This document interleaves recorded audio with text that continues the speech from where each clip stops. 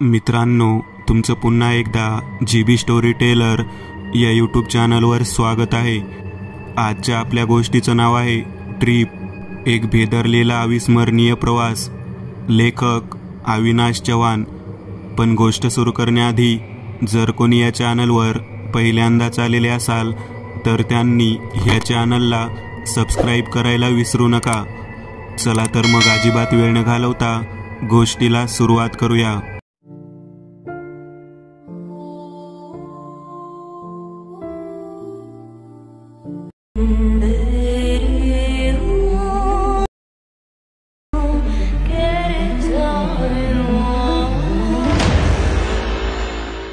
तुषार कामानिमित्त जर्मनीमध्ये होता। डिसेंबर महिन्यात 1 महिन्याची सुट्टीसाठी तो भारतात आलेला।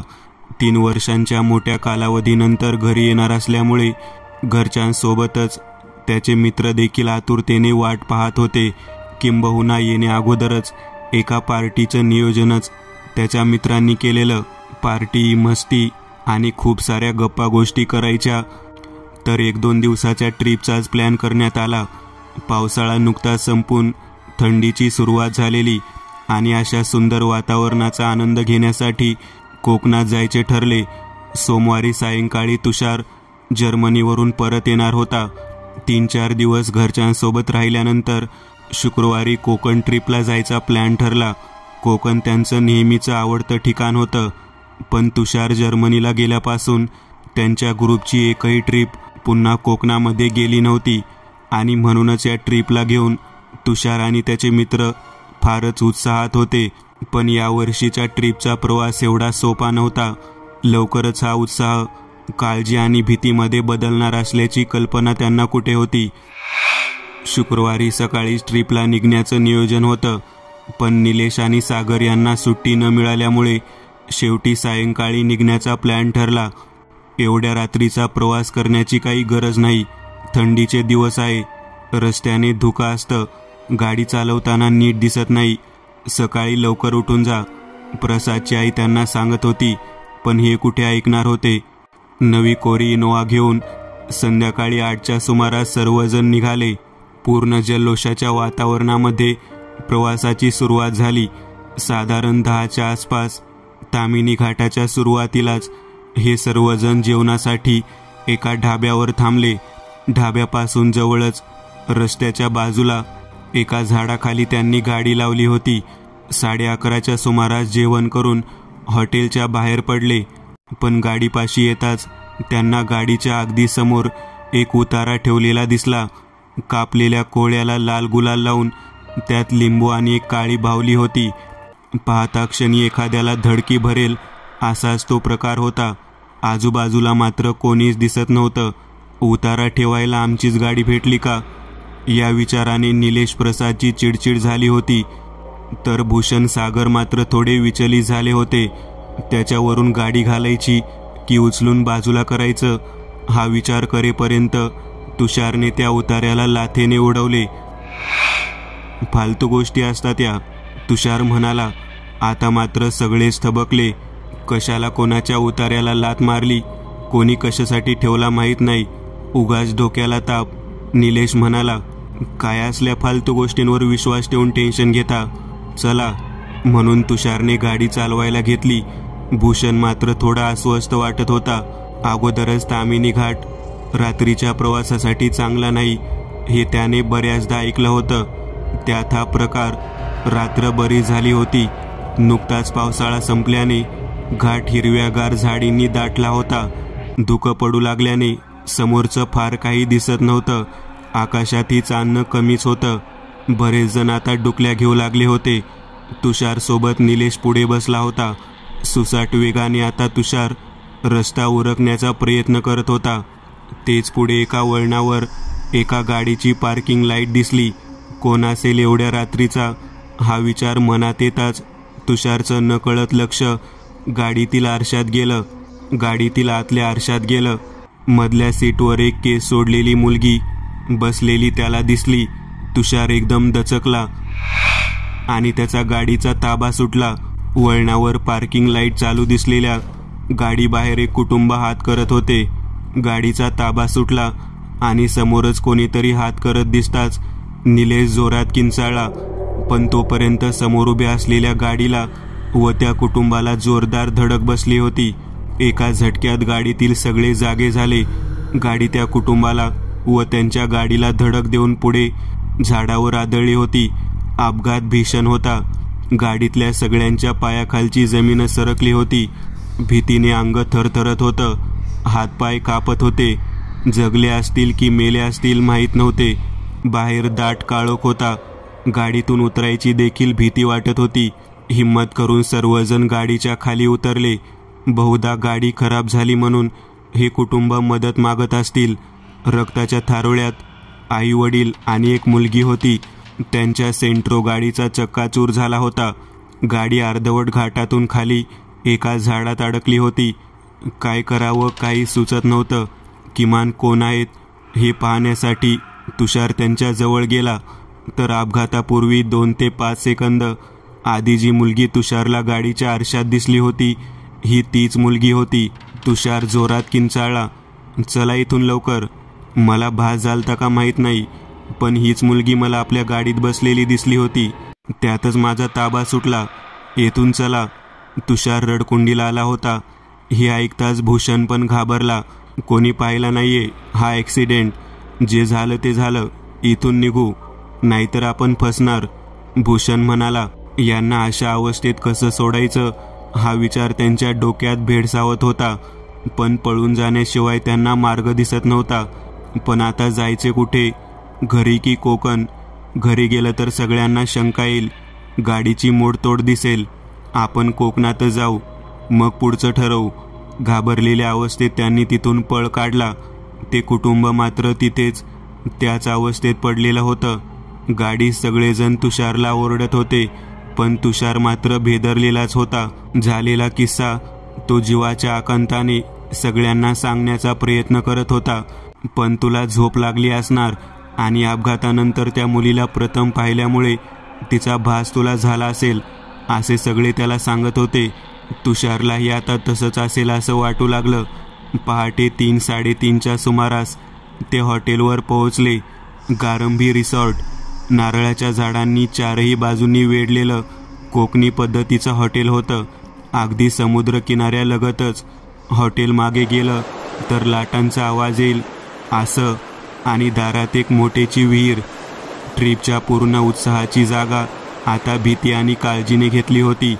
पाण्याचा घोट पण खाली उतरत नव्हता. झोपा आता, सकाळी पाहू. विचार करून काही होणार नाही. जे व्हायचं होतं ते झालंय. आता काय करायचं ते सकाळी ठरवू, प्रसाद म्हणाला. पण तुषारला झोप कुठे लागत होती. अपघात त्याच्या हातून झाला होता. कोण असेल ते कुटुंब? कशासाठी एवढ्या रात्रीचा प्रवास करत असतील? गाडी खराब झाली असेल का? काय घडलं हे माझ्या हातून? असंख्य प्रश्नांनी डोक्यात काहूर पेटवत होतं. त्यात मध्येच गाडीमध्ये दिसलेल्या मुलीचा चेहरा डोळ्यापुढून जात नव्हता. एवढ्या थंडीत अंगातून घाम निघत होता. जवळपास सगळ्यांना झोप लागली होती. तुषारला खिडकीवर टकटक केल्याचा आवाज आला. तोंडावरचा हळुवार काढत तो चोरट्या नजरेने खिडकीकडे पाहत होता. काहीतरी असल्याचा भास त्याला झाला.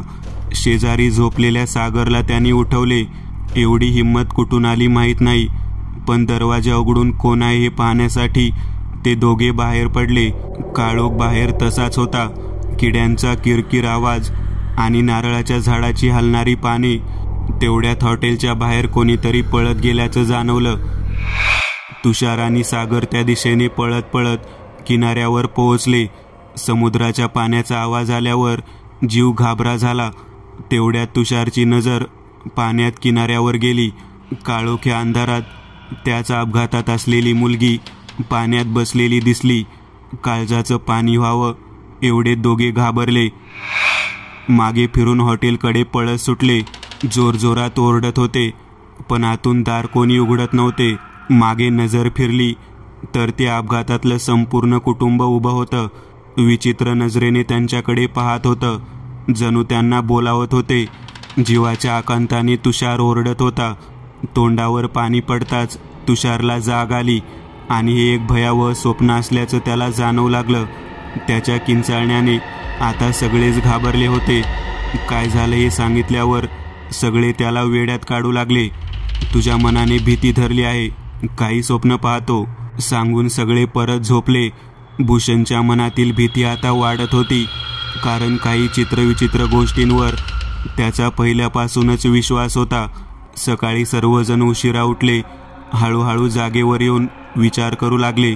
गाडीचं भयानक नुकसान झालं असणार. रात्री त्या गोंधळात पाहिलं नाही म्हणून प्रसाद आणि निलेश गाडीकडे गेले, पण झाडाला धडकलेला एकच निशाण गाडीवर दिसत होता. एवढा मोठा अपघात, गाडी पडून चक्काचूर झाली असणार असा त्यांचा अंदाज होता. पण असं काही झालेलं नाही पाहून त्यांना आश्चर्य वाटलं. सोबतच मनामध्ये आता एक काहूर तयार झालं होतं. एवढ्या मोठ्या अपघातात आपल्यापैकी कोणालाही फारसं काही लागलं नाही किंवा रक्तस्राव झाला नाही. कसं काय शक्य आहे हे? गाडी पाहिल्यावर आता सगळ्यांच्या डोक्यात वेगवेगळे विचार येत होते. गाडीचं फारसं काहीच नुकसान नाही, त्यामुळे कोणालाही आपल्यावर शंका येणार नाही याची कुठेही वाच्यता न करता आपण सगळे विसरून जाऊ, यात शहाणपण आहे. निलेश म्हणाला. रात्रीच्या अपघाताची काही खबर दिसते का यासाठी सागरने गावात जाऊन 2-4 पेपर आणले, पण अशी कोणतीही बातमी कुठे दिसली नाही.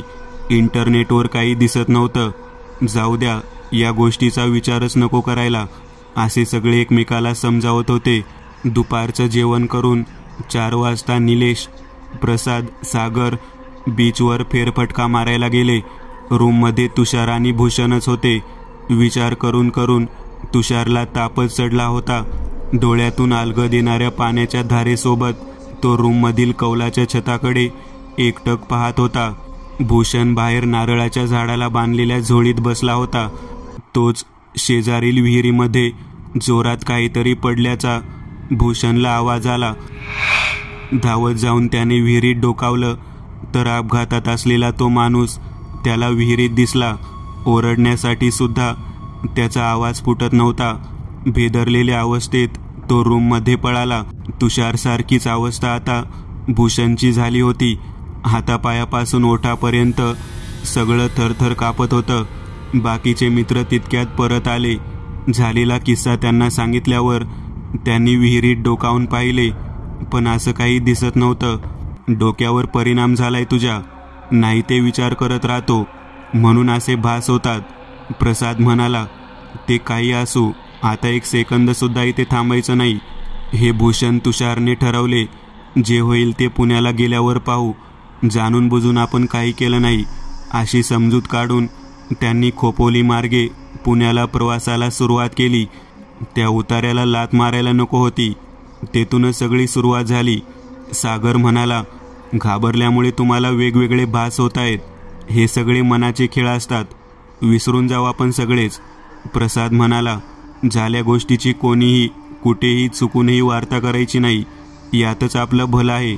हे एक मताने ठरलं, कारण त्या अपघातात त्या कुटुंबातील कोण जिवंत आहे, कोण मरण पावले, काहीच कल्पना नव्हती. रात्री 10च्या सुमारास सगळे पुण्यात आपापल्या घरी पोहोचले. 3 दिवसांसाठी गेलेली मुले एकाच दिवसात कशी परतली म्हणून घरच्यांना आश्चर्य वाटलं. पण सागरच्या कंपनीचं अतिशय महत्त्वाचं काम निघाल्यामुळे परत आलो असं सगळ्यांनी सांगितलं. पुण्यात जरी आले असले तरी पुढचे 2 दिवस सर्वांनी झोपूनच काढले. घरातून बाहेर कोणी पडत नव्हते. जेवण जात नव्हतं. सापडलं तर काय होईल ही काळजी त्या सर्वांना खात होती. 4-5 दिवस झाले, पण त्या मुलीची चोरटी नजर तुषारचा पाठलाग सोडत नव्हती. अपघातातलं कुटुंब सर्वांच्या डोळ्यांपुढे येत होतं. न राहून त्याने पुन्हा कट्ट्यावर भेटण्याचं ठरवलं. काय करावं काय नाही हे विचार चालू होते. त्या सेंट्रोचा नंबर मी लिहून घेतलाय, त्यावरून माहिती काढू, सागर म्हणाला. गाडी नंबरवरून त्या व्यक्तीचं नाव आणि पत्ता मिळाला. उद्या आपण तिथे जाऊन माहिती काढू असे ठरवून दुसऱ्या दिवशी सर्वजण शुक्रवार पेठेतील त्या पत्त्यावर गेले. शेजारी चौकशी केली असता शेजारच्यांनी 2 महिन्यापूर्वीचा एक पेपर हातात दिला. तामिनी घाटामध्ये रात्रीच्या अपघातामध्ये संपूर्ण कुटुंब मरण पावले होते. गाडीसोबत 3घांचा फोटो होता. ते पाहून आता सगळ्यांच्या काळजाचं पाणी झालं होतं. अंग गार पडलं होतं. सर्वजण एकमेकांकडे पाहत होते. भरधाव येणारी कोणती तरी गाडी त्या कुटुंबाला चिरडून गेली होती. पोलीस अद्याप शोध घेत आहेत, असं शेजारच्यांनी सांगितलं. तुम्ही त्यांचे कोण? त्यांचे नातेवाईक पलीकडे राहतात, त्यांना भेटा. जर ही घटना 2 महिन्यापूर्वीच घडली आहे तर आपल्यासोबत जे घडलं ते काय होतं? कानानाकातून गरम वाफा येत होत्या. आपण सगळे तरी तेच आहोत ना, की आपल्यात पण कोणीतरी आत्मा आहे? हा प्रश्न पडू लागला. झालेली सर्व घटना डोळ्यापुढे येऊ लागली. तो उतारा बहुधा त्यांच्यासाठीच ठेवलेला असावा. आता यातून आपली सुटका कशी होणार? काय करावं? कोणाला सांगावं? कोण विश्वास ठेवणार? आता आपलं काय होणार? प्रश्न आणि भीती थांबत नव्हती. खेड शिवापूर दर्ग्यावर एक मौलाना आहे, ते तुम्हाला यातून बाहेर काढतील, असं त्यांना एका मित्राने सांगितले. क्षणाचाही विलंब न करता सर्वजण मौलानाला भेटले. झालेली सर्व घटना त्यांना सांगितली. प्रश्न होता, हे सर्व आमच्या बरोबरच का घडलं? या असल्या गोष्टींचं अस्तित्व कसं असू शकतं? मौलाना म्हणाले, आग है इसलिए पानी है, पहाड़ है इसलिए दरिया है, अगर भगवान है तो शैतान भी है. समय उसका बलवान था और तुम्हारा कमज़ोर था, इसलिए सब तुम्हारे साथ ही हुआ. आप ज़्यादा सोचो मत, आज से तुम्हें कोई तकलीफ नहीं होगी, बस बेफिकीर रहो. 8-10 दिवस निघून गेले. परत कोणालाही कसलाही त्रास अथवा भास झाला नाही. तुषारची सुट्टी संपली. सर्वजण त्याला विमानतळावर सोडायला गेले. आजच्या विज्ञानाच्या युगात यावर कोणीही विश्वास ठेवणार नाही, म्हणून ही घटना आपल्यापुरतीच मर्यादित ठेवायची ठरलं. पण या सर्वांनी मात्र देव आणि दानव दोघेही पाहिले होते. तुषार, झालेलं सगळं विसरून जा. आणि हो, परत कोणत्याही विचित्र गोष्टीला लाथ नको मारूस. ट्रिपला जाण्याचा विचारही आजपर्यंत परत त्यांच्या कोणाच्या मनात आला नाही. मित्रांनो, आज पुरतं एवढंच. तुम्हाला जर काही गोष्ट आवडली असेल तर नक्की लाईक करा. तुमच्यापैकी बरेचसे जण व्हिडिओ लाईक न करताच पळून जातात, पण हा जर व्हिडिओ तुम्ही लाईक केला तर मला जरा बरं वाटेल आणि असेच भारी भारी व्हिडिओ बनवायची माझ्यात एनर्जी येईल. त्यामुळे नक्की लाईक करा. आणि अजूनही कोणी या चॅनलला सबस्क्राईब केलेलं नसाल तर लगेच सबस्क्राईब करून टाका. आणि बाजूची घंटी ती मात्र दाबायला विसरू नका. देवाची घंटी आहे ती. चला तर मग पुन्हा भेटूया अशीच एक आगळी वेगळी गोष्ट घेऊन पुढच्या